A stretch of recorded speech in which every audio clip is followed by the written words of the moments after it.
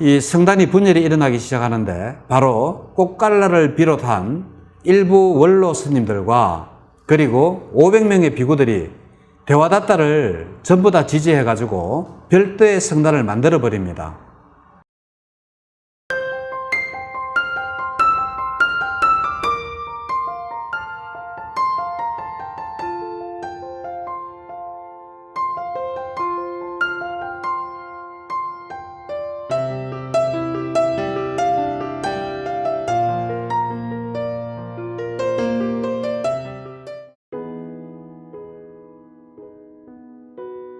안녕하십니까. 마음치유행복도량 대구구룡사주지 도일입니다.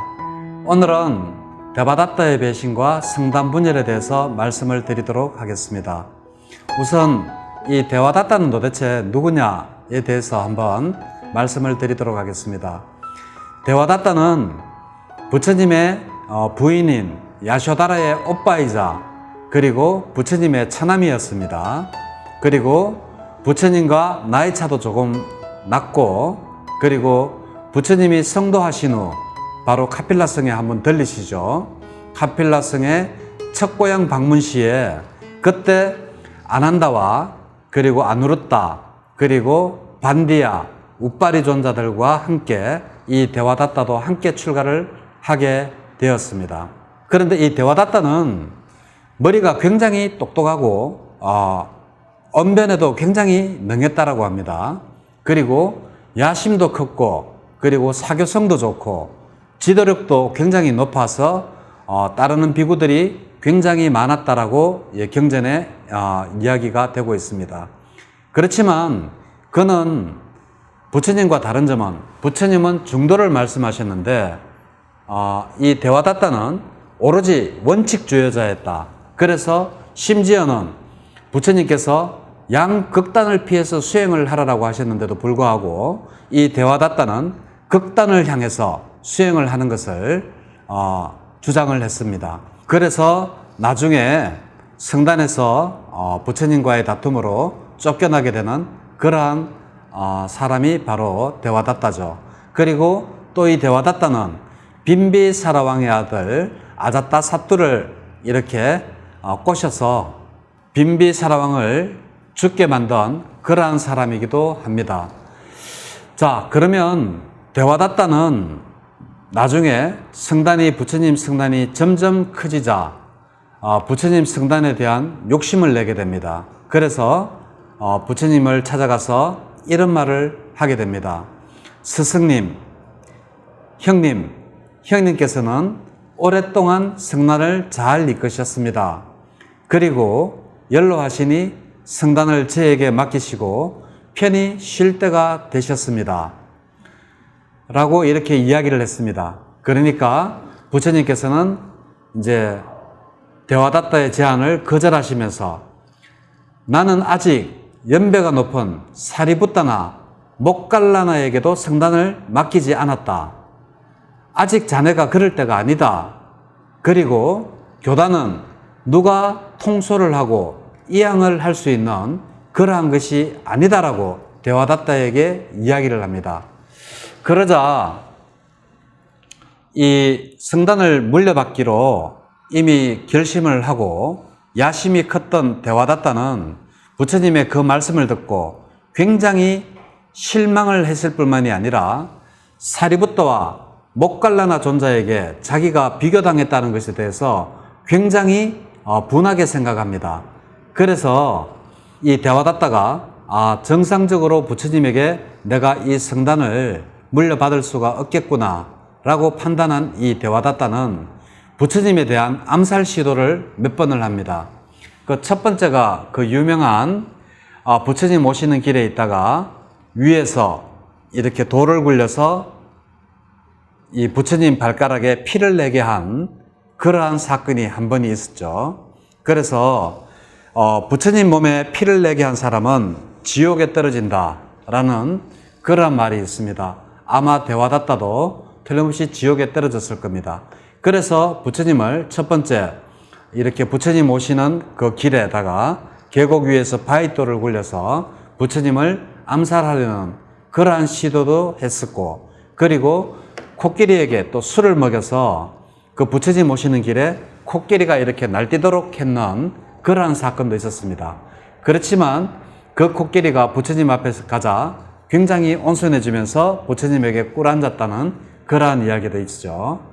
이 데와다tta는 이 부처님의 성단에 대해서 굉장히 욕심을 내고 그리고 부처님과 사이가 좋지가 않았습니다. 그러던 어느 날 부처님께서 아난다와 함께 이렇게 탁발을 이렇게 나가고 있었습니다.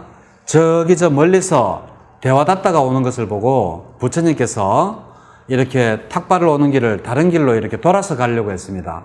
그러자 아난다가 부처님께 묻습니다.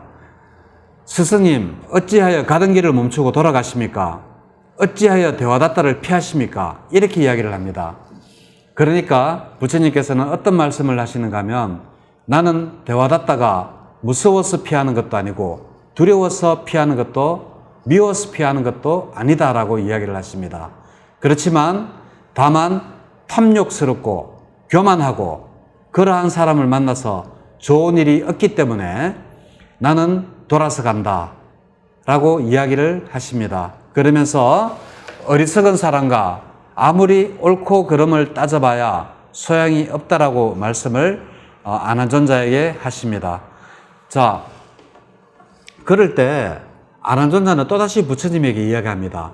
부처님, 그러면 저 데와다tta를 성단에서 쫓아내 버리면 되지 않습니까? 이렇게 이야기를 합니다. 그렇게 이야기할 때 부처님께서는 아난다야, 내가 그렇게 하지 않아도 조만간 그가 다른 곳으로 갈 것이다 라고 이제 아난존자에게 이야기를 합니다. 그러자 시간이 조금 지나자 이제 데와다tta가 부처님에게 성단을 이어받으려고 해도 되지 않고 성단을 이렇게 접수를 하려고 해도 되지도 않고 이러자 성단의 분열을 꾀합니다. 그러면서 성단의 분열을 꾀하는데 그냥 이렇게 나를 따르시오 이렇게 할 수는 없으니까 데와다tta가 5가지 엄격한 규율을 제안을 합니다. 그것이 뭔가 하면 첫 번째가 모든 비구들은 그 숲속에서 생활을 해야 한다. 두 번째, 개별적으로 공양청에 응하지를 말아야 한다. 세 번째로 이러한 좋은 훌륭한 천이나 이런 것으로 만든 가사를 입지 말고 분소 오이로만 된 그 시체를 감쌌던 그러한 누더기 조각으로 만든 가사만 입어야 된다. 그리고 네 번째로 비구는 나무나 무덤 사이에서만 생활해야 된다. 그리고 5번째로 비구는 생선이나 고기를 먹지 말아야 된다라는 이러한 부처님께서 말씀하신 그와 정반대되는 부처님은 숲속 생활도 필요하지만 정사나 안락한 잠자리도 필요하다라고 말씀을 하셨고 그리고 부처님께서는 개별적으로 신도님들이 공양을 청하면 거기에 응해야 된다라고 했는데 거기에 반대되는 그러한 내용 개별적으로 공양에 청하지 말자라는 그러한 계율도 만들고 그리고 그때 많은 불자님들이 제가 신도님들이 이 가사를 스님들에게 이렇게 바치는 것을 아주 영광스럽게 여기고 그렇게 했는데 이 데와다tta는 분소의 그러니까 시체를 산 그러한 천으로만 가사를 만들어 입자라고 또 부처님에게 또 반기를 들고 그리고 정사라든지 이렇게 안락하게 생활을 하지 말고 나무 밑이나 무덤에서만 생활하자 이렇게 또 이야기를 했습니다. 여기에서 무덤에서만 생활하자라고 이야기하는 것은 바로 부정관을 이야기를 하는 것입니다. 그래서 데와다tta가 이야기했는 게 어떻게 보면 나쁜 것 같지만 원리 원칙대로 하자라는 겁니다. 부처님께서는 중도로 이렇게 말씀을 하셨지만 사실 수행자는 이렇게 해야 된다라고 하는 그러한 원칙을 내세워서 성단을 이제 분열을 시키죠. 그리고 부처님께서는 우리가 탁발을 해서 얻어먹는 사람들이니까 고기 먹어도 된다. 그리고 부처님께서는 심지어는 그 다른 경전에서는 eat meat for nutriment 영양소를 위해서 고기를 먹어다라고 까지 이야기를 하셨는데도 불구하고 이 대화다따는 거기에 반하는 생선이나 고기를 일절 먹지 말자라고 이야기를 하면서 성단을 이제 분열을 시킵니다. 그렇게 해서 자, 누구 말이 맞느냐? 이렇게 해서 내 말이 맞는 사람들은 나를 따르라. 이제 이렇게 이제 성단의 분열을 했습니다. 그래서 이 성단이 분열이 일어나기 시작하는데 바로 꽃갈라를 비롯한 일부 원로 스님들과 그리고 500명의 비구들이 대화다따를 전부 다 지지해가지고 별도의 성단을 만들어 버립니다. 그 당시에 부처님 성단에는 다시 60여 명의 원로들밖에 남아있지 않았다라고 되어져 있습니다. 그리고 시간이 지나서 이 자신을 떠난 비구들이 가야사시라는 그 지방에 머문다는 이야기를 듣고 부처님은 사리불과 목련존자, 목갈라나를 그쪽으로 보내게 됩니다. 보내서 그 비구들을 설득을 시켜서 그것은 한쪽으로 너무 치우쳐서 수행하는 것은 바르지 않다. 중도의 길을 걸으라라고 설득을 해서 다시 그 비구들을 다시 데리고 오라라고 목갈라나와 사리부따를 대화다따에게 보내게 됩니다. 그래서 이 대화다따는 사리불과 목갈라나가 저 멀리서 오는 것을 보고 자기에게 이제 진짜 귀의하러 오는 줄 알고 저기 붓다의 오른팔과 왼팔인 두 상수 제자도 나에게 오고 있다라고 이야기를 하면서 이제 아주 자랑을 합니다. 그리고 대화다따는 사리부따에게 자신을 대신해서 설법을 해줄 것을 부탁을 하고 자기는 자기의 침소로 들어가서 이제 잠을 자기 시작했죠. 그때 이 사리부따가 이 비구들을 설득을 해서 부처님의 가르침인 중도를 설명을 하면서 그래서 비구들을 데리고 다시 부처님 성단으로 돌아가 버립니다. 이 대화다따와 함께 부처님의 성단을 떠났던 꽃갈라가 먼 길을 다녀와서 보니까 비구가 전부 다 없는 것을 보고 이 자고 있는 대화다따를 화가 나서 걷어 찼습니다. 옆구리를 걷어 찼는데 걷어 차면서 했는 말이 아니 사리불과 목갈라나가 우리 제자들을 데리고 갔는데 이렇게 잠이나 자고 있단 말인가 라고 하면서 이렇게 옆구리를 또다시 걷어차고 또 걷어찼던 모양입니다. 그래서 이 잠결에 자고 있던 대화다따가 꽃갈라가 그 옆구리를 참으로 인해서 큰 중병에 걸렸습니다. 그래서 큰 중병에 걸렸는데 이제 이 대화다따가 병에 걸려서 자기가 몸도 움직이지를 못하고 이렇게 되었을 때 아난존자를 찾아옵니다. 대화다따가 아난존자를 찾아와서 아난존자에게 이야기를 합니다. 아난존자야, 한때는 우리는 친척이 아니냐.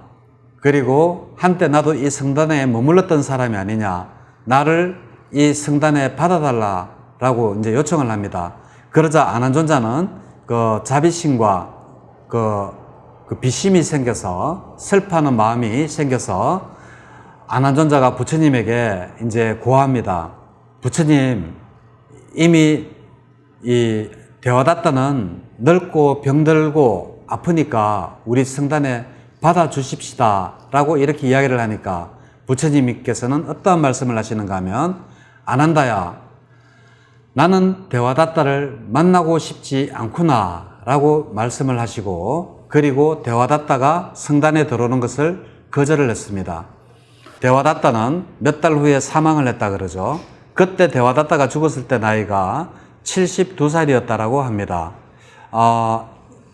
근데 참 잘 이해가 안 되는 부분이 부처님께서 자비희사, 사무량심을 말씀하시는데 왜 대화다따에게는 그렇게 자비심을 내지를 못하고 그랬는가? 거기에 대한 약간의 의문도 듭니다만 아무래도 개인적인 그러한 어떠한 복수심이나 아니면 질투심, 분노심 이런 것보다는 성단을 분열시킨 죄가 크기 때문에 그리고 자기를 죽이려고 했던 그리고 열애의 발에다가 피를 나게 했던 그 죄를 용서하지 못했던 것이 아닌가라고 생각을 해봅니다. 그래서 오늘은 부처님의 처남이자 그리고 부처님의 아내인 야쇼다라의 오빠인 데와다타에 대해서 알아보았습니다. 어떻게 데와다타가 배신을 했으며 성단을 분열시켰고 데와다타가 주장한 그 5가지가 무엇인지에 대해서 설명을 드렸습니다. 네, 오늘은 여기까지 하도록 하겠습니다. 네, 감사합니다.